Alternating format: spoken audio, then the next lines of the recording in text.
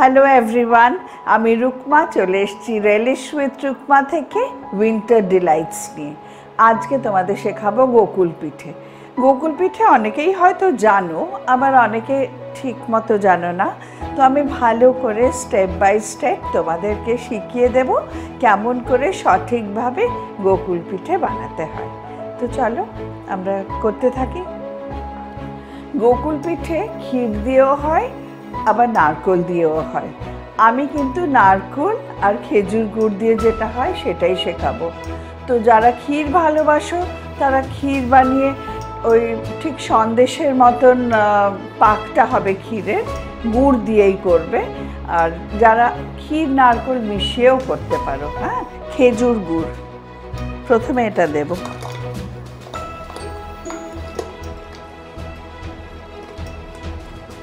গুড়টাকে একটু গলিয়ে নিতে হবে। এইখানে আছে 1.5 খানা নারকেল কোরানো, আর খেজুর গুড় আছে আমি 500 রেখেছি, কিন্তু 500 লাগতেও পারে নাও লাগতে পারে, সেটা আমরা পাক দিতে দিতে বুঝবো কতটা লাগছে। একটু গুড়টাকে গলিয়ে নিয়ে তারপরে আমরা নারকেলটা দেব। নারকেলটা হয়েছে কিনা কেমন করে বুঝবে বলো তো? বেশ হাতে চিটচিট লাগবে সেটা। আচ্ছা, ওই যে নারকেলের পুরটা হবে সেইটা কিন্তু দুধ পুলির পুরটাও হতে পারে, ওইটা দিয়ে নাড়ু বানিয়েও খেতে পারো, অনেক কিছু। তো এই পাকটা খুব ইম্পর্টেন্ট। গুড়টা গলতে শুরু করেছে, এবার আমি নারকেলটা দেব।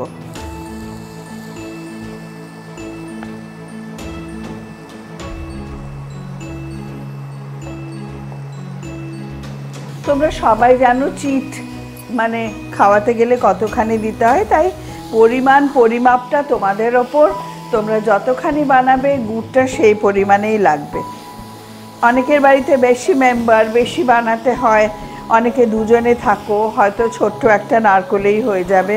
এবার আমরা গুড় আর নারকেলটাকে ভালো করে মিশিয়ে জাল দেব যতক্ষণ না বেশ পাক খাচ্ছে।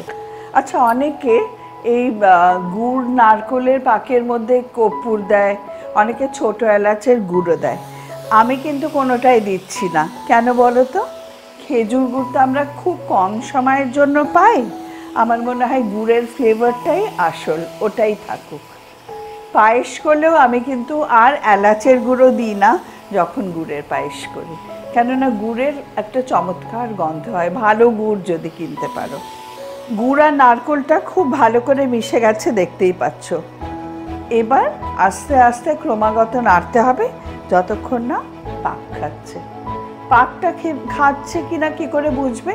যখন কড়াইয়ের গা থেকে দেখবে নারকেলটা ছেড়ে যাচ্ছে, বুঝবে সেটা সঠিক পাক হয়েছে। দেখো, তোমরা দেখতেই পাচ্ছ কড়াইয়ের প্যানটা ধার দিয়ে দিয়ে এটা ছেড়ে ছেড়ে আসছে। দেখো, এটা হয়ে গেছে। এবার এটাকে ঢেলে দেব, ঢেলে দিয়ে ঠান্ডা করব। কিন্তু গরম অবস্থাতেই জিনিসটা লেচিটা কাটতে হবে, একদম ঠান্ডা করলে আবার করা যাবে না। কিন্তু এত গরমও তো হাত দেওয়া যাবে না, তাই ঠান্ডা করার জন্য আমরা এটাকে একটা প্লেটে ঢেলে দেব। এবার এটাকে ঠান্ডা হতে দেব। আমাদের পুরটা তো রেডি হয়ে গেছে। এবার ওটা ঠান্ডা তো হতে দেব, দিয়ে হাতে ঘি লাগিয়ে আমরা গোকুল পিঠের জন্য চ্যাপটা চ্যাপটা করে টিকিয়ার মতন আর কি, লেচি যেমনি হয় আটার, ওরকম আমরা বানাতে থাকি। আর যদি নাড়ু খাও তাহলে গোল বানাবে। হাতে একটু ঘি লাগিয়ে নিচ্ছি, নিয়ে একটু করে নাও।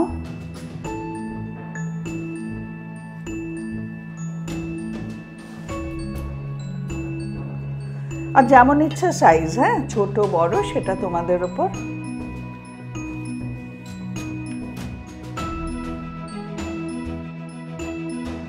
হাতে তো ঘি আছে দেখতেই পাচ্ছ।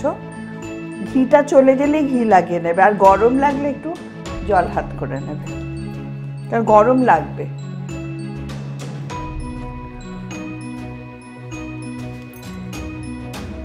গরম থাকতে থাকতে যদি না করো তখন আবার পাকটা দিতে পারবে না, একটু কষ্ট হবে। এরম করে করে আমি বাকিগুলো করে দিচ্ছি। আমার গোকুল পিঠের জন্য নারকেলের যে লেচিগুলো করলাম সেটা রেডি হয়ে গেছে। এবার না আমরা গোকুল পিঠের ব্যাটারটা তৈরি করব। ব্যাটারটা তৈরি করতে গেলে তোমরা ফুল ক্রিম মিল্ক নেবে। যদি 1 লিটার নাও ওটাকে মানে ঘন করে হাফ লিটারে নামাতে হবে। আর তার সাথে দেখো ময়দা দিতে হবে পরিমাণ মতন, যেমনি ব্যাটার হয়, আমরা বেগুনি টেগুনিতে একটা ঘন ব্যাটার তৈরি করি, আর সামান্য এলাচ গুঁড়ো। এবার চলো ব্যাটারটা তৈরি করি। আমি দুধটা ঘন করে রেখেছি, এবার পরিমাণ মতন ময়দাটা দিতে থাকবো। ধরো ফার্স্টে আমি 2 টেবিল স্পুন দিলাম, দিয়ে দেখবো কতটা ঘন হয়।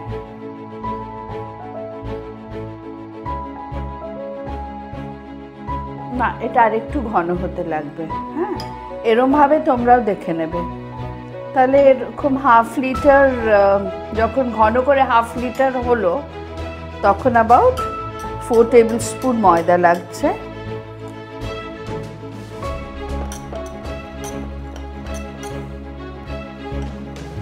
ব্যাটারটা ভালো করে গুলে গেছে, দেখো এরকম হবে।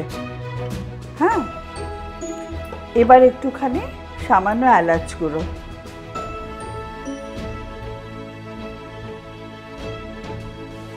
এটা দিয়ে আবার মিশিয়ে নেব। Batter ready. এবার প্যানে সাদা তেল দেব। ডুবো তেলে ভাজা হবে পিঠেগুলো, তাই তেলটা বেশি লাগবে। ননস্টিক প্যানে করাটাই ভালো বলবো, তাহলে কোনো মতেই কোনো রিস্ক থাকবে না পিঠে আটকে যাবার। তেলটা খুব ভালো করে গরম করে নিতে হবে। তেলটা মনে হচ্ছে গরম হয়ে গেছে। আমাদের নারকেল দিয়ে লেচি রেডি। এবার প্রত্যেকটা লেচি ভালো করে ব্যাটারে চুবিয়ে আমাদের ছাড়তে হবে। আঁচটা একটু কমিয়ে নিয়ে ছাড়বো।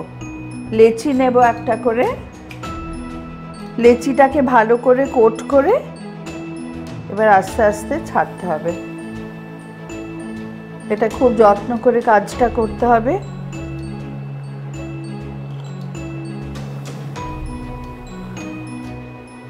একটা দিক মনে হচ্ছে হয়ে গেছে, অন্য দিকটা উল্টে দিতে হবে। এই কাজগুলো খুব সাবধানে করতে হবে। আর দুধটা কিন্তু ঘন করা মাস্ট, ওইটা পাতলা দুধে দিলে কিন্তু খুব বাজে খেতে হবে। এরমভাবে যে কটা গোকুল পিঠে আছে আমাদের একদম ভালো করে গোল্ডেন করে ভেজে নিতে হবে। দুটো দিক গোল্ডেন ভাজা হয়ে গেছে। হ্যাঁ, একটু কড়া ভাজাই হবে, কারণ রসে দিলে আবার ওটা হালকা হয়ে যাবে। আর যদি একদম সাদা সাদা রাখো তাহলে রসে দিলে কিন্তু কাঁচা কাঁচা দেখাবে।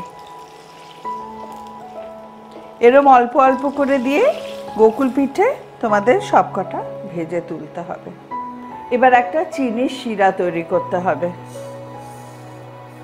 ধরো যদি 1 বাটি ছিল চিনি, 1 বাটি চিনি যদি দিই তাহলে 1 বাটির থেকে একটু কম জল দেব, আর দেব একটু এলাচ গুঁড়ো।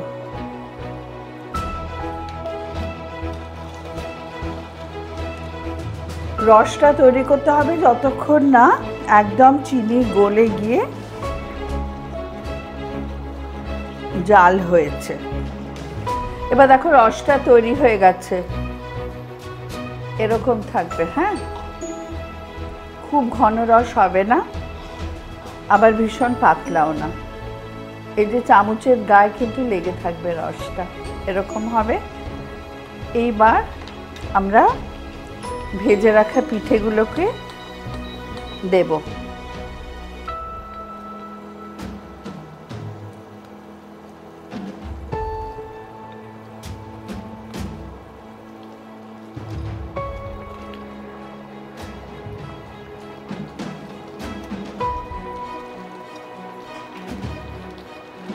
গ্যাসটা বন্ধ করে দিয়ে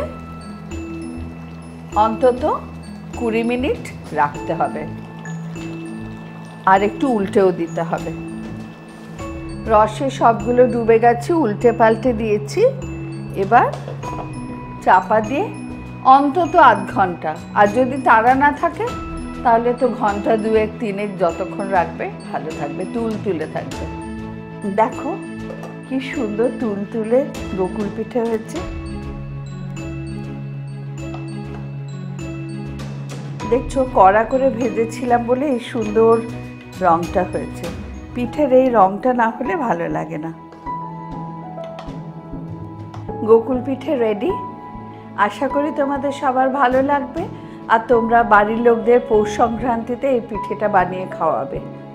সাবস্ক্রাইব করতে ভুলো না relish with Rukma, and also to follow my Facebook and Instagram page. ফেসবুকে লাইক দিও কিন্তু, আর ফলো বাটনটা প্রেস করে দিও। Bye for today.